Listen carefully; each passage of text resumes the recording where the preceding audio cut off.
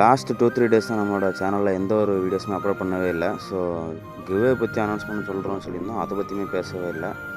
So அதை பற்றி இந்த வீடியோவில் பார்க்க போகிறோம். ஃபிஷ் அவ்வளோ நிறைய பேருக்கு இது என்ன ஃபிஷ்ஷுன்னு தெரியாமல் இருக்கலாம். ஸோ தெரியாதவங்க தெரிஞ்சுக்கோங்க, இதுதான் போலார் பேரட்டு.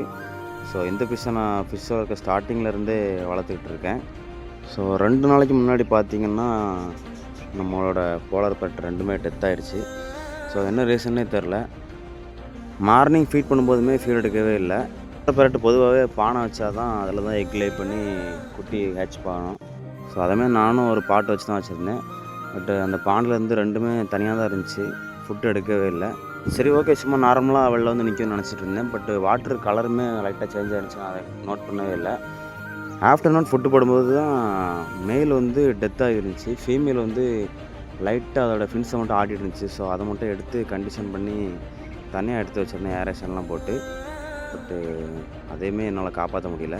இந்த போலார் பேரட் இது வரைக்கும் என்கிட்ட ஒரு தடவை தான் ப்ரீட் ஆகிருக்கு. ஸோ செகண்ட் டைம் ப்ரீடிங்காண்ட்டு ஸ்டொமக்கில் எக்லாம் ஃபுல்லோட இருந்துச்சு. ஸோ அந்த டைமில் டெத் ஆகிடுச்சு. ஸோ அதான் ரொம்பவே கஷ்டமாக இருக்குது. நம்மக்கிட்ட அந்த போலார் பேரட் இல்லை, பட் அதனோட ப்ரைஸ் இப்போ நம்மக்கிட்ட இருக்குது. ஸோ லாஸ்ட்டாக நம்ம கிவ் போடலாமா வேணாமான்ட்டு ஒரு வீடியோ போட்டிருந்தோம். ஸோ அதில் நிறைய பேர் எஸ்ன்னு கமெண்ட் பண்ணியிருந்தேன். ஸோ உங்களுக்காண்டியே கிவ் கொடுக்கலான்னு முடிவு பண்ணியிருக்கேன். ஸோ நம்மளை மறக்காமல் ஃபாலோ பண்ணியாங்க. அடுத்த வீடியோவில் கிவ் அப்டேட் என்னங்கிறத சொல்கிறேன்.